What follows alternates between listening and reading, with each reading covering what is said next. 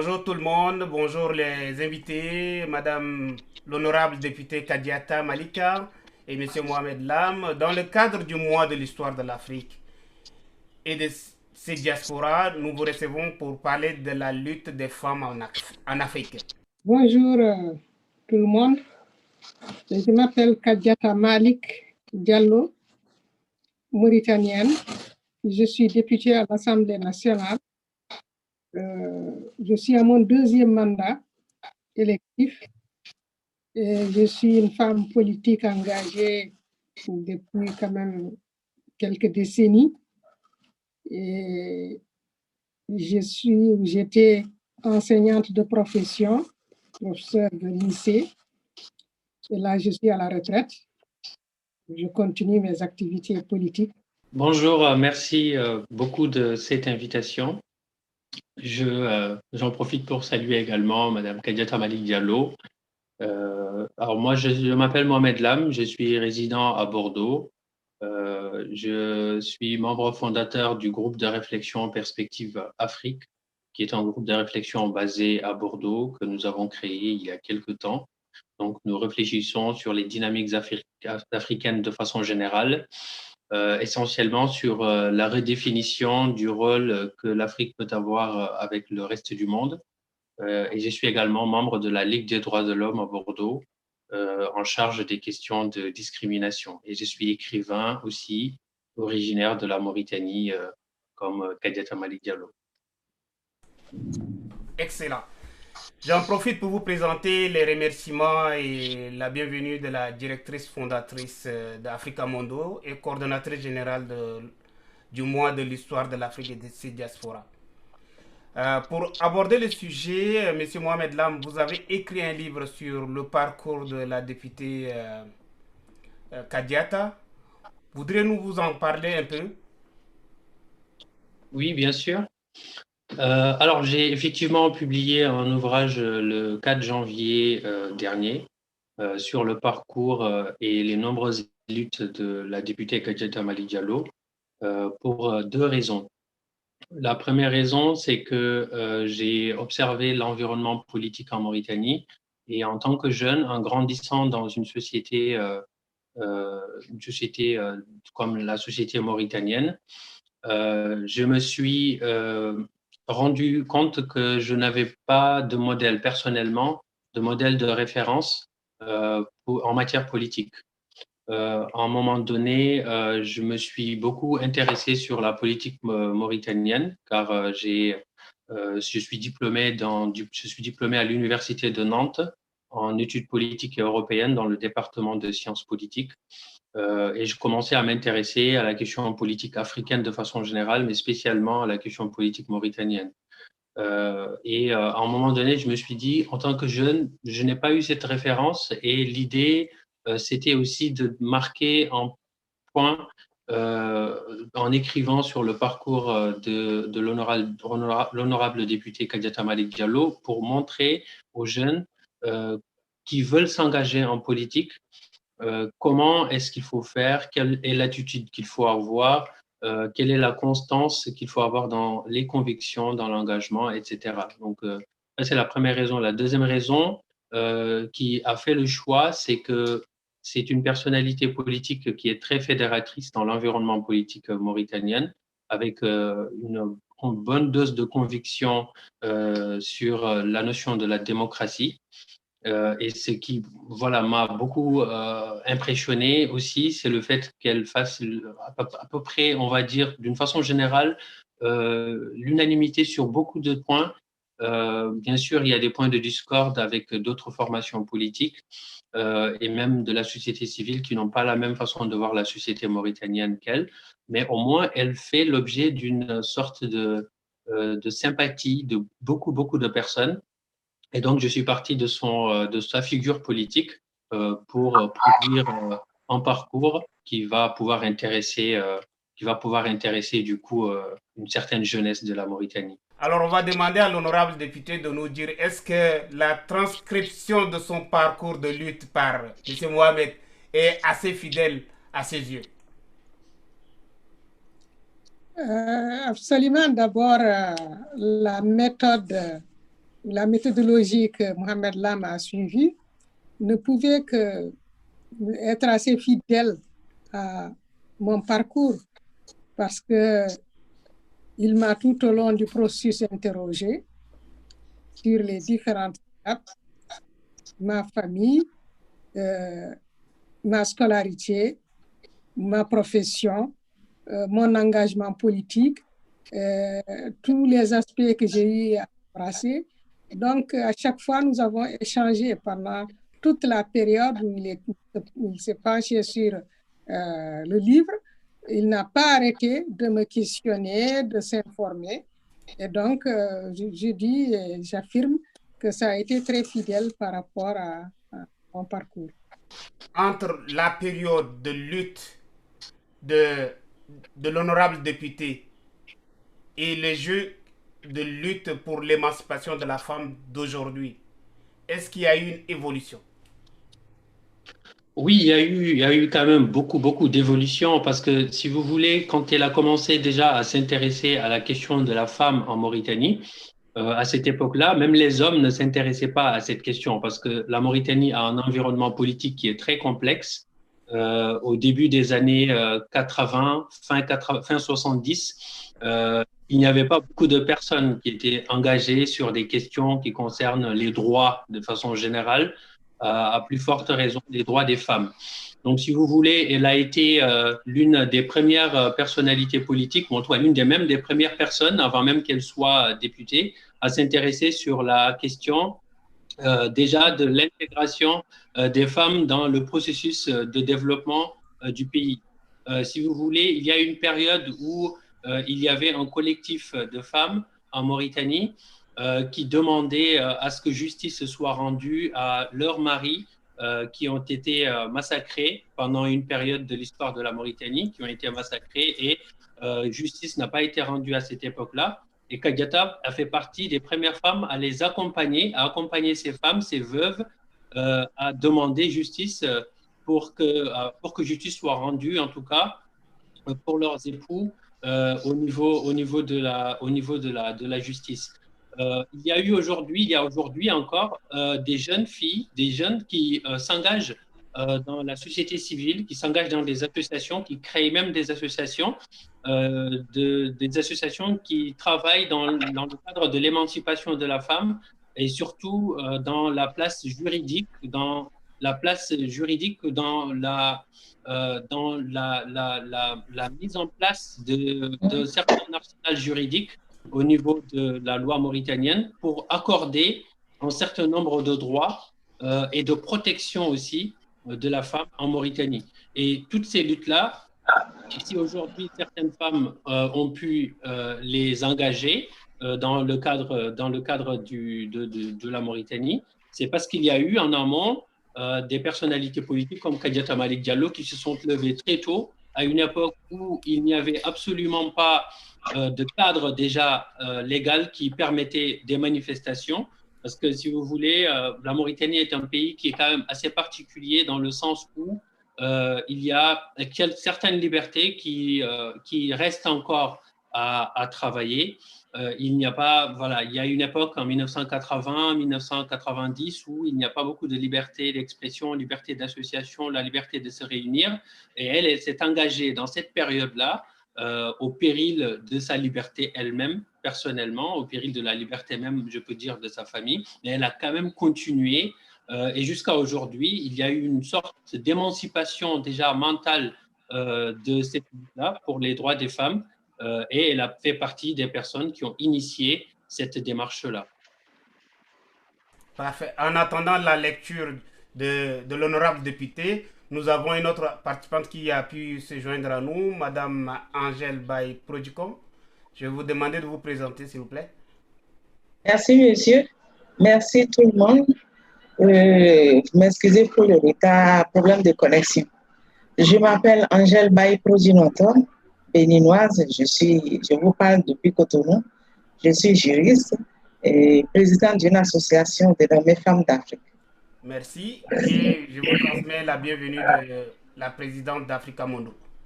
Merci. Je passerai à la députée, à l'honorable députée Faites-nous votre lecture de la période du début de vos luttes pour l'émancipation des femmes et des luttes qui se font aujourd'hui. Est-ce qu'il y a eu de l'amélioration? Est-ce que vous corroborez la lecture de Mohamed ou vous avez un autre point de vue? Mon engagement était un engagement plutôt général dans le sens de m'opposer à tout ce qui est injustice, tout ce qui est discrimination,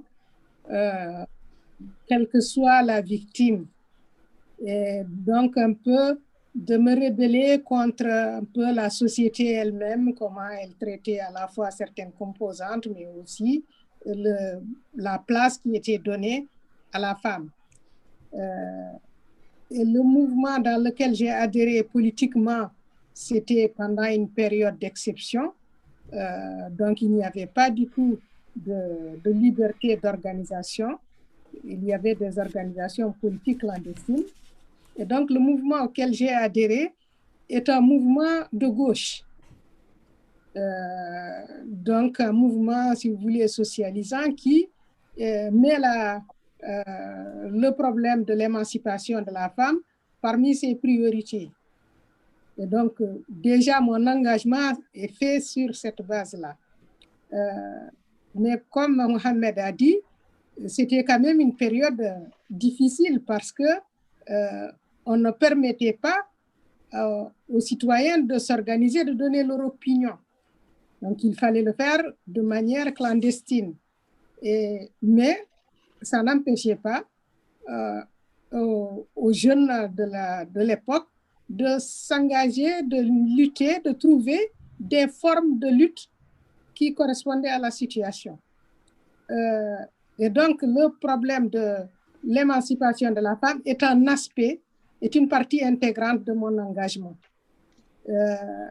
Mais avec le contexte, il faut dire que je n'ai pas beaucoup privilégié l'aspect féminisme.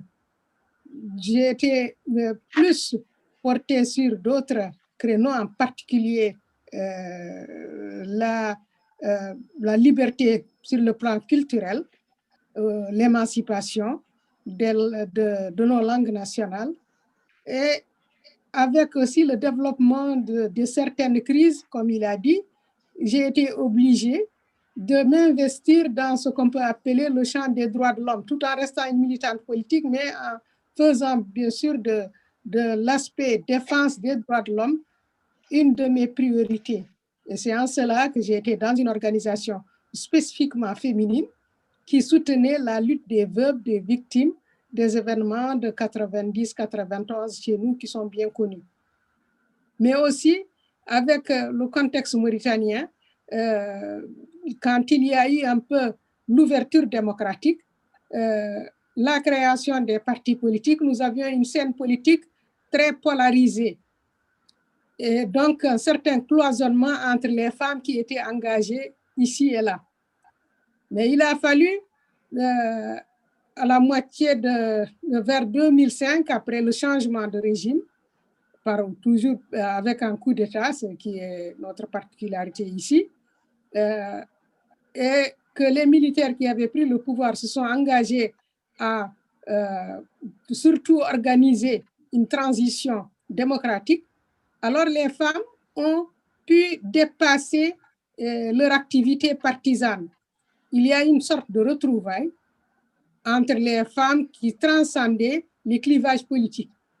Et en ce moment, nous nous sommes organisés encore avec un groupe de femmes, un groupe de plaidoyers pour la participation politique des femmes aux sphères de prise de décision. Et ce comité, alors, a engagé un plaidoyer assez important pour nous arracher un quota de tout le système électoral et dans les fonctions électives. Et nous avons pu acquérir ça, mais nous sommes aussi employés à faire des propositions concrètes pour que, dans la réalité, que les femmes puissent siéger dans les sphères de décision. Donc, un peu partout, sur beaucoup de questions, j'ai intégré la lutte des femmes dans cela, dans ce que je faisais quotidiennement. Vous avez parlé tout à l'heure de quotas. S'agit-il d'un quota de femmes ou d'une certaine frange de la population mauritanienne dans l'hémisphère décisionnel? Donc, c'est un quota pour les femmes. C'est un quota pour les femmes. Un quota pour les femmes pour toutes les élections municipales, législatives, et même actuellement, comme nous avons actuellement des élections aussi régionales, des conseils régionaux, il y a un quota imposé de 20%, mais qui doit se traduire par 20% de sièges, pas 20% de candidatures.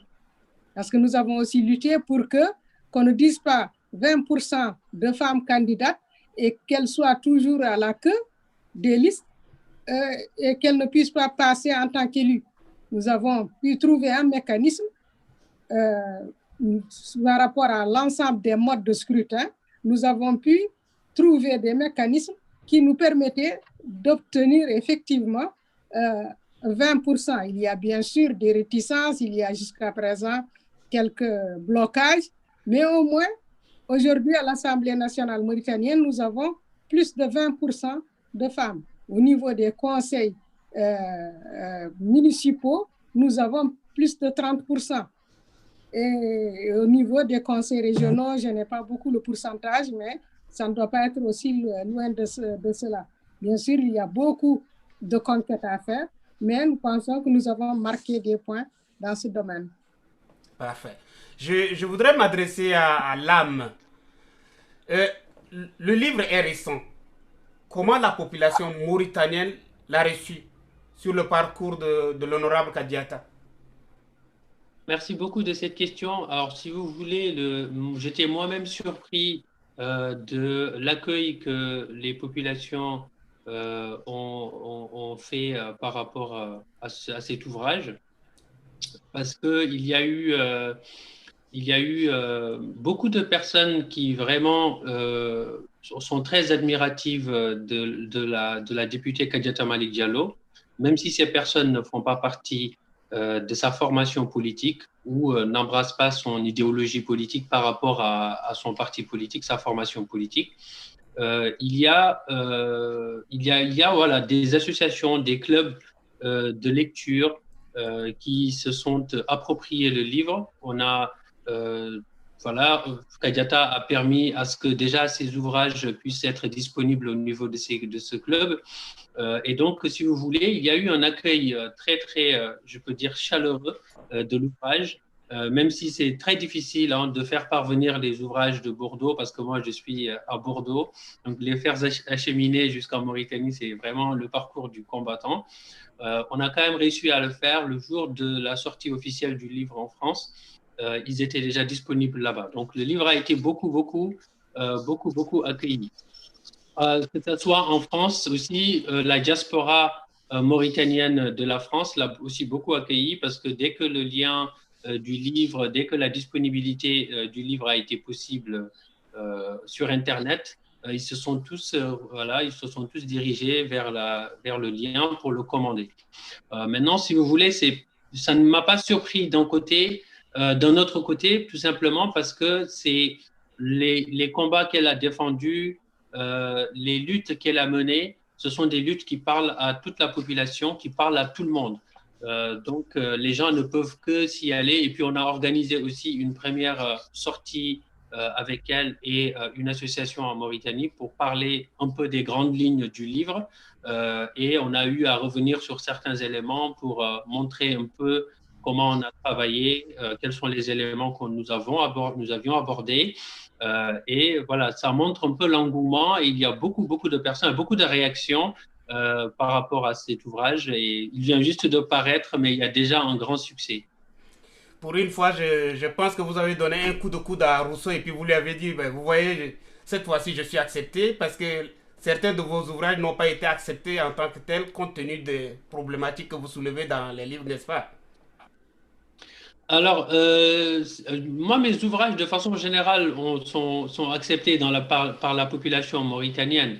Après, pour cet ouvrage-là, si vous voulez, la particularité, c'est que il y a plusieurs,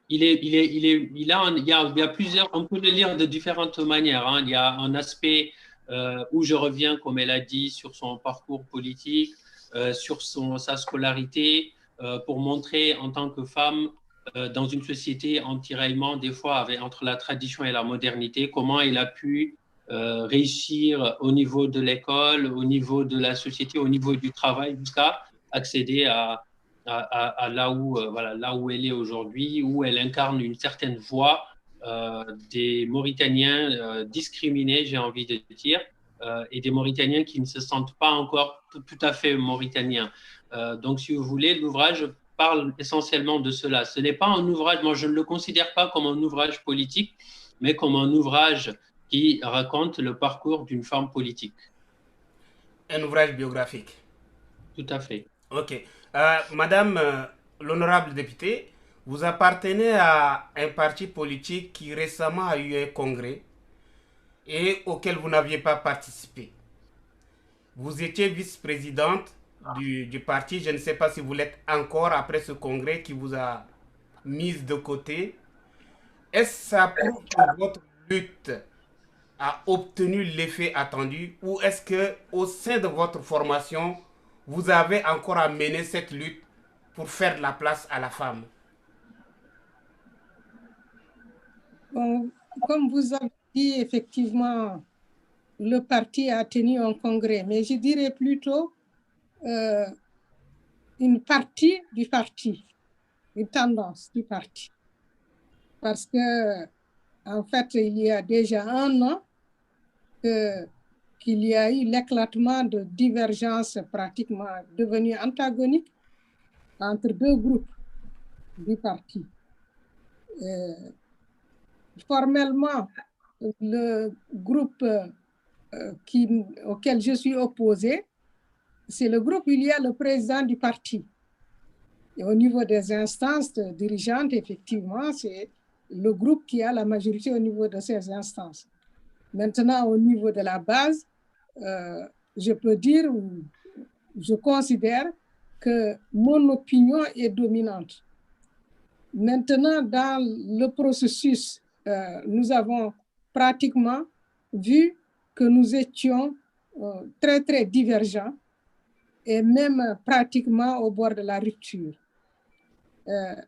Mais comme la crise, elle n'était pas née seulement il y a un an, c'est une crise qui a trop duré depuis pratiquement 5 ans, même un peu plus, mais de manière très, très nette, il y a 5 ans que la crise existe, que deux groupes s'affrontent au niveau du parti. C'est dans ce cas, dans ce contexte qu'il y a eu des élections législatives en 2018, auxquelles nous avons participé en tant que parti, mais un parti scindé en deux. Et donc, nous avons des élus de chacune des deux tendances. Au moment, quand vraiment il y a eu pratiquement une rupture, la tendance du président s'est lancée dans une opération qu'ils ont dit renouvellement des adhésions pour tenir un congrès. Un congrès que nous avons contesté, que notre tendance a contesté. Et nous sommes actuellement dans la contestation et même devant les tribunaux administratifs par rapport à la question. Donc voilà où nous en sommes aujourd'hui. Donc mon combat continue. Ce flambeau que j'avais pour continuer à montrer que les femmes ont leur place dans la sphère publique et dans la sphère politique, je le continue. Et j'essaie toujours de montrer l'exemple pour qu'on arrête de vendre cette idée que les femmes sont surtout faites pour rester au foyer, que les femmes n'ont pas de compétences pour occuper certaines fonctions. Et nous pensons, je pense, qu'avec les acquis que nous avons eus, qu'aujourd'hui, il y a très peu de personnes qui colportent un peu ces explications ou ces prétextes pour barrer la route aux femmes. Donc, je vous dis tout simplement que le combat continue. Madame Angèle. Oui, monsieur. À travers la lutte que Madame Kadiata, l'honorable Kadiata mène en Mauritanie. Vous reconnaissez-vous dans, dans les problématiques auxquelles elle fait face ou bien au Bénin, la situation est différente? Merci.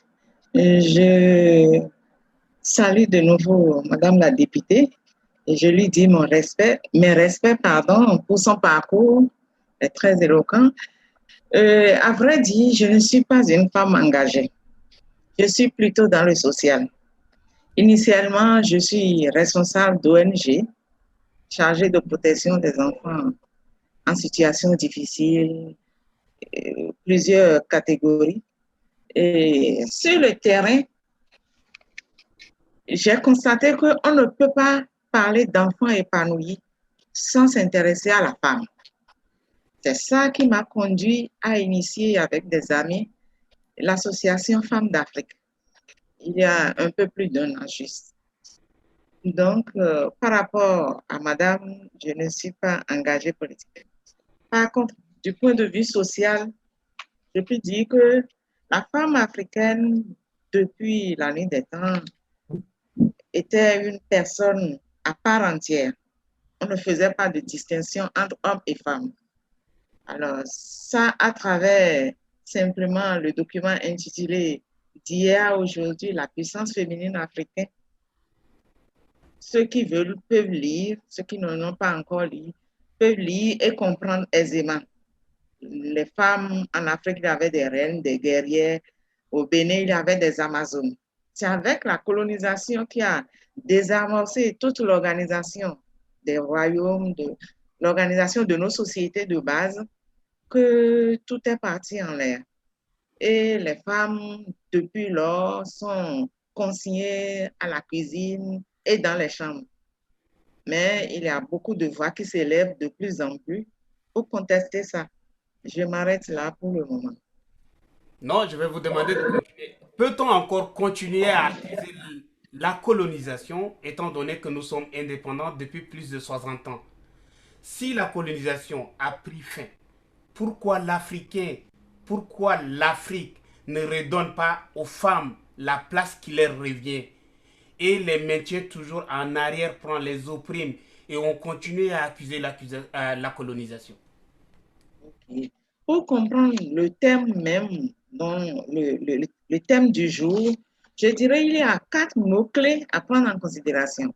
Il y a les traditions, la modernité, la, euh, notre culture, le mot culture, et puis l'identité individuelle ou culturelle. Alors, à partir de ces mots-là, je dirais que les traditions renforcent notre identité culturelle et nous rappellent l'histoire de nos communautés, de nos pays, tout en valorisant nos cultures nationales ou régionales. Par contre, la modernité fait référence à l'industrialisation qui permet l'amélioration du niveau de vie grâce au développement des moyens de communication, des transports, de la science, c'est-à-dire de la médecine, face aux maladies qui étaient incurables. Alors, entre tradition qui nous demande de faire valoriser nos cultures, nos traditions et la modernité que nous poursuivons, nous sommes devenus acculturés. Parce que le colonisateur sait que ce n'est pas la transmission de nos cultures, de nos valeurs culturelles, par le biais de nos traditions, par le biais de la culture qu'il faut nous asservir. Il a bien réussi. On nous a fait un lavage mental au point où nous considérons notre perception et notre manière de réagir est devenue totalement différente de celle que nous avons à la base. Alors, la femme africaine, ou bien les femmes africaines en tant que mère, épouse de l'homme au sein de chaque famille, celle qui porte l'enfant, qui lui donne jour, qui l'élève et l'éduque, a un rôle primordial aujourd'hui à lui faire, celui de faire prendre conscience très tôt à la femme africaine pour qu'elle puisse assurer et assumer correctement son rôle d'éducatrice pour un homme africain meilleur.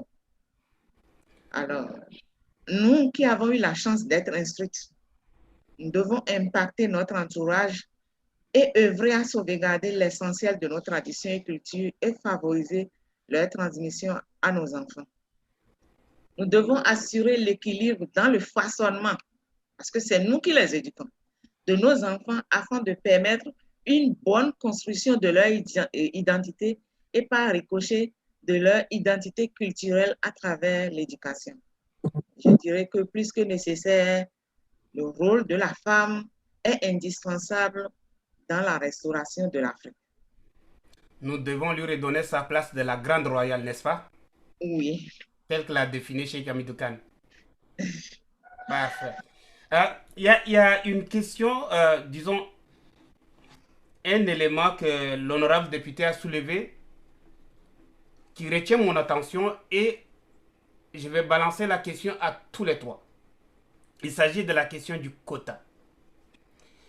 En Mauritanie, ils ont réussi à avoir un quota de 20%.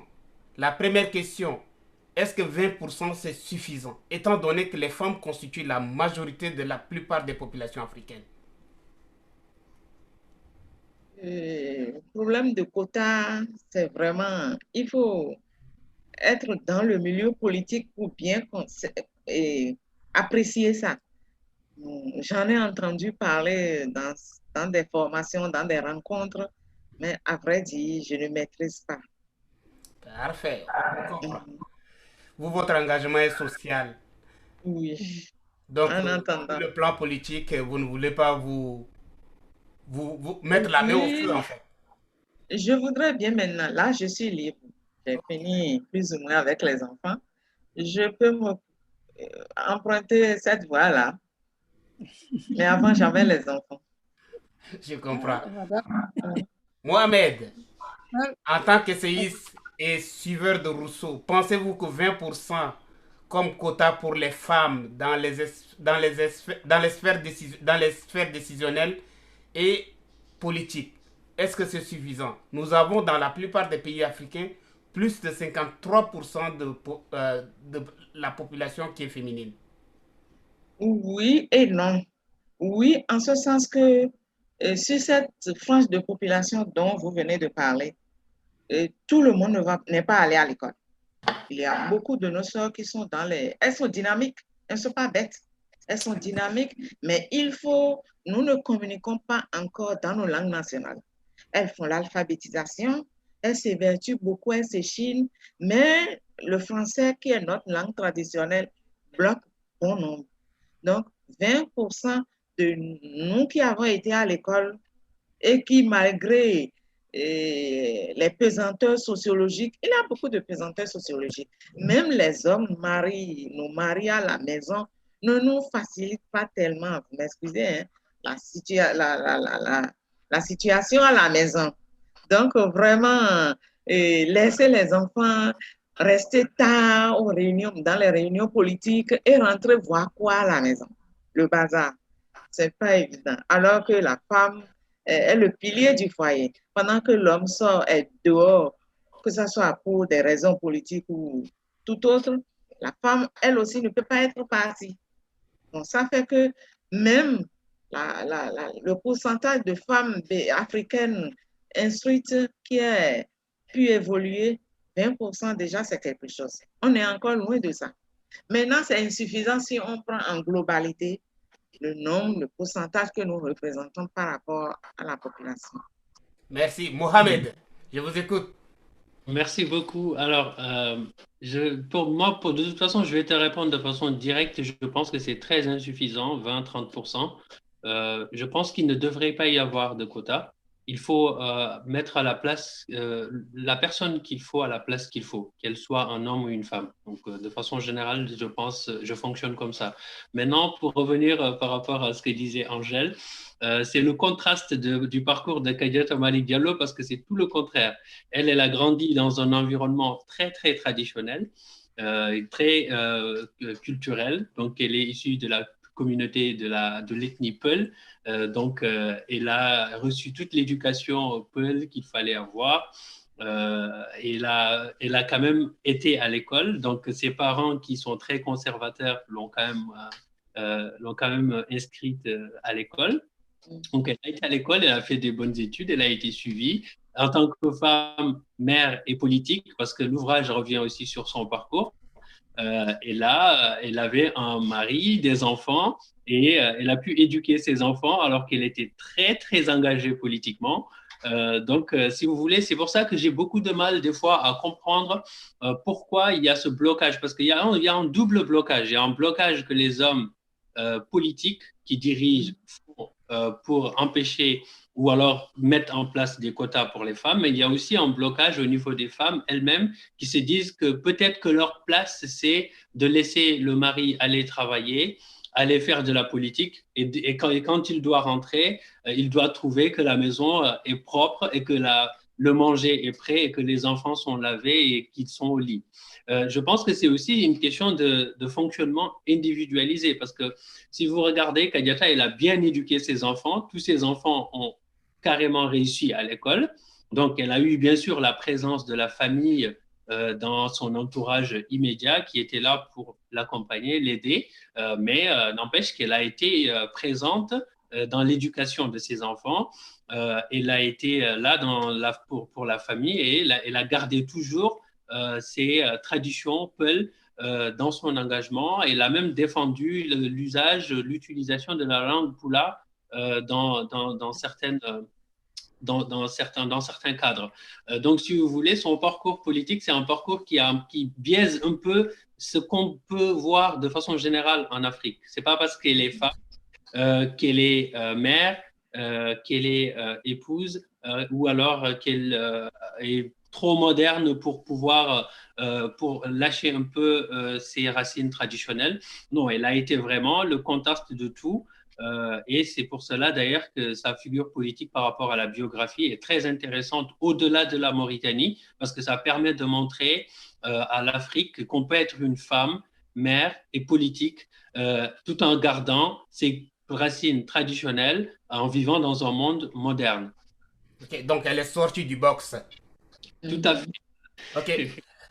Alors, honorable Kadiata, 20%, vous qui avez milité pour obtenir ce quota, si on compare à la proportion des femmes dans une population, généralement ça va dans l'ordre de 53%. Est-ce que ça vous donne satisfaction? Est-ce que vous êtes satisfaite de cela? Non, il faut replacer les choses dans leur contexte. Merci. Il faut d'abord que je salue Madame Angèle qui nous a rejoints.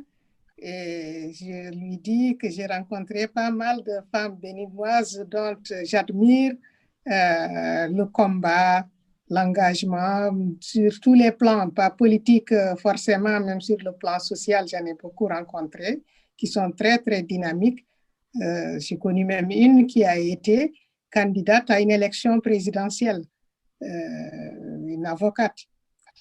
Donc, c'est dire que je sais que les femmes béninoises sont très, très engagées sur tous les fronts. Pour revenir au problème du quota, je disais qu'il faut replacer les choses dans leur contexte. Au moment où nous avons demandé ce quota, il faut se dire que dans les politiques officielles de l'État, on parle beaucoup de la femme.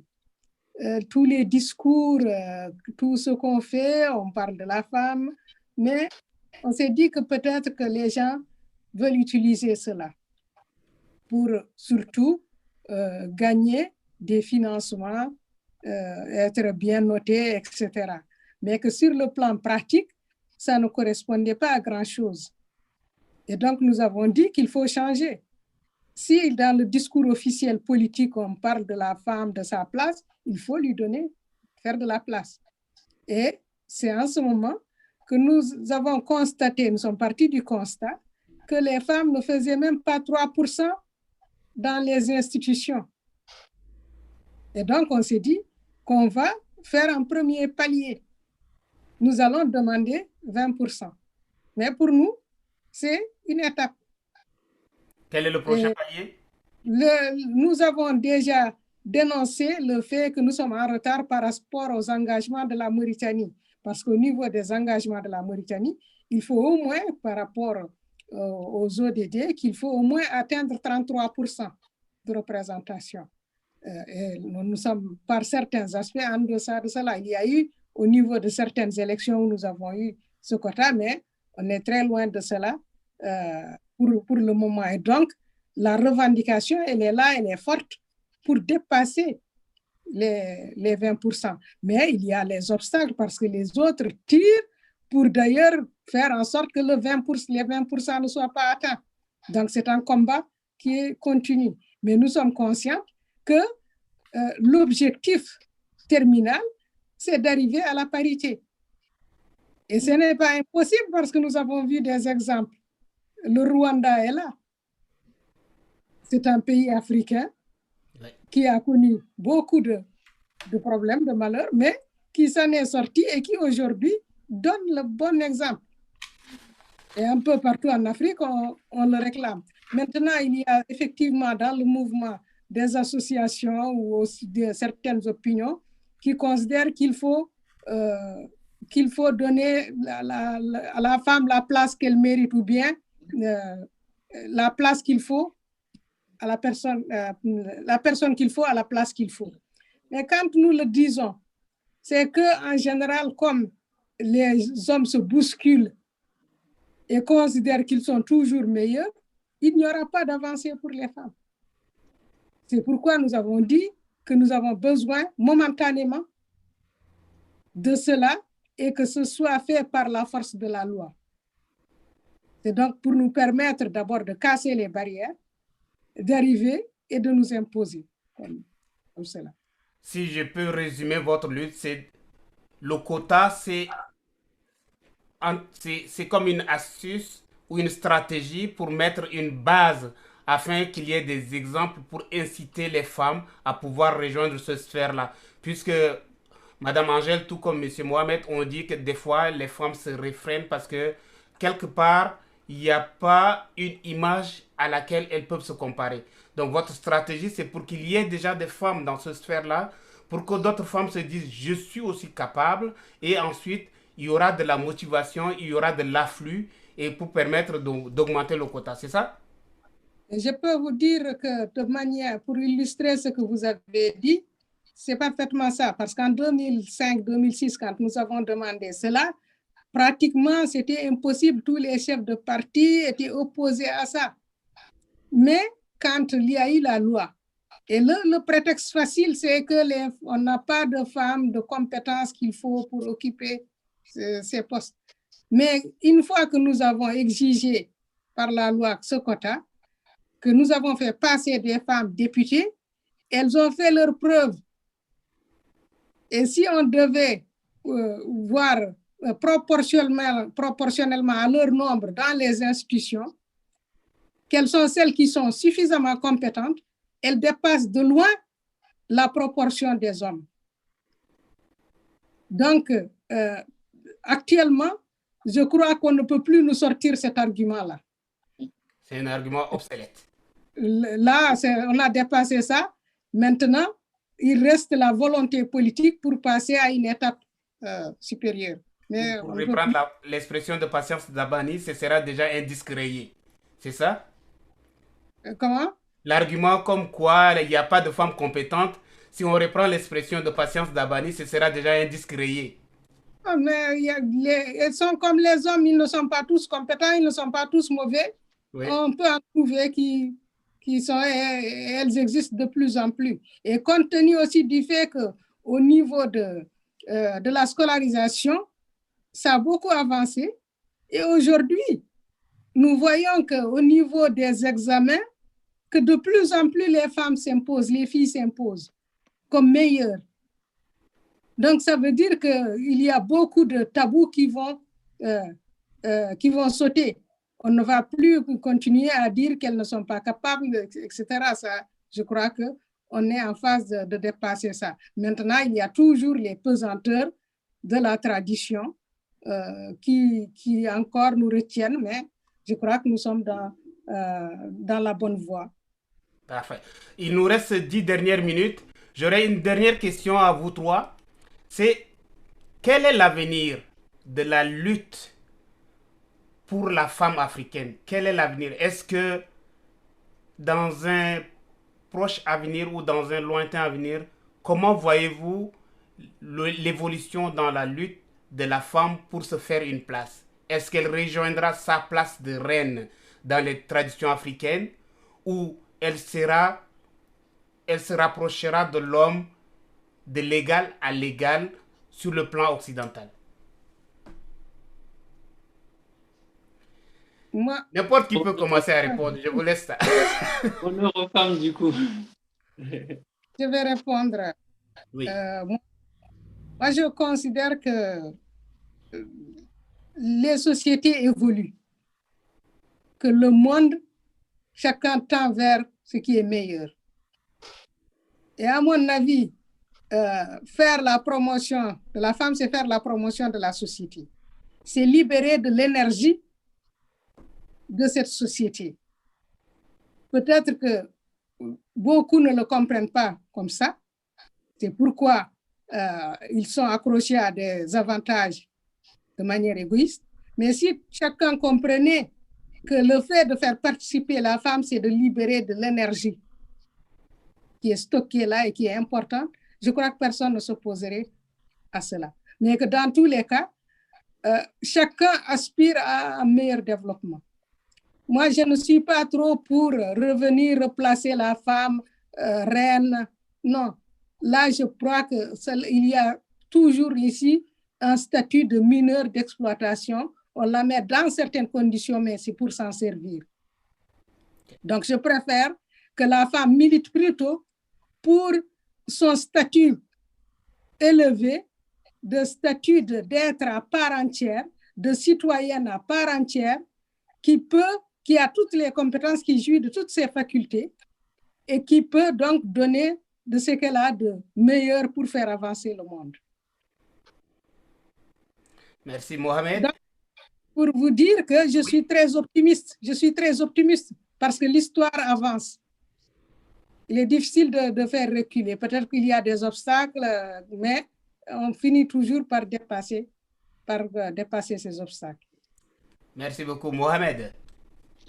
Oui, alors évidemment, je rejoins ce que vient de dire l'honorable député Kadiata Malik Diallo. Moi, je pense qu'on peut arriver à un moment donné à remettre la femme dans sa place naturelle en tenant compte de deux choses. Déjà, au niveau des mentalités, il y a beaucoup de travail à effectuer là-dessus. Donc, travailler, montrer que ce que les hommes peuvent faire, les femmes peuvent le faire, qu'il y a des métiers de politique, des métiers qui sont habituellement effectués par les hommes et qui, même dans la société, dans la conscience collective, on pense que certains métiers ne peuvent plus être exercés par des femmes ou ne peuvent pas du tout être exercés par les femmes. Il faut qu'on commence déjà à dépasser ce stade de limitation au niveau professionnel. Parce qu'il y a énormément de postes qu'occupent les hommes et qu'on n'a jamais vu de femmes les occuper, par exemple. La deuxième chose, c'est au niveau légal. Je pense que le cas de la Mauritanie, par exemple, le combat peut être un combat légal. C'est-à-dire qu'il faut travailler au niveau des lois et mettre plus de reconnaissance juridique et légale pour accorder légalement le droit des femmes d'exercer ou d'accéder à certaines fonctions de responsabilité. Donc, c'est vraiment ces deux éléments-là que je vois, mais je suis aussi très, très optimiste parce que on vit aujourd'hui dans un village planétaire où ce qui se passe en Europe en quelques secondes peut être connu au fin fond de l'Afrique ou au fin fond de l'Asie. Donc, je pense qu'on est dans une sorte d'évolution collective de l'humanité qui nous permet à tous d'apprendre les uns des autres. Je suis également très, très optimiste et je pense qu'on y arrivera. Après, il ne faut pas être tout simplement concentré sur la question de l'égalité homme-femme. Je pense qu'il faut militer pour les droits de l'homme de façon générale. Et les droits de l'homme, c'est les droits des hommes et les droits des femmes. Moi, je dirais que nous y arriverons. En ce sens que l'humanité ne va pas régresser. Mais il faut deux conditions. Nous avons déjà la première qui est réussie. De plus en plus de filles sont scolarisées, vont à l'école. Il y a encore quelques blocage, mais ça évolue. Deux, il faut que nous femmes, nous accédons aux instances de décision. Sans ça, ça ne va pas être faisable. Mais l'éveil de conscience est là. Et nous, par exemple, dans notre projet Femmes d'Afrique, nous sensibilisons nos sœurs pour que beaucoup accèdent aux instances de décision en militant dans les partis ou en créant leur parti. Alors, je suis optimiste. Ça va, ça ira. Merci. Je pense que nous sommes arrivés à la fin de notre débat. C'est sûr que c'est un sujet riche. On pourrait continuer ad vitam, mais le temps est limité. Donc, je vous remercie pour vos contributions et je vous transmets également les remerciements de la présidente fondatrice de l'ONG Africa Mondo et coordinatrice générale du mois de l'histoire de l'Afrique et de ses diasporas. Merci, monsieur Mohamed. Merci, madame Angèle. Merci, honorable député Kadiata Malik Diallo. Et à la prochaine. Merci beaucoup. Merci. Je vous souhaite une bonne soirée chez vous. Merci à vous aussi. Au revoir.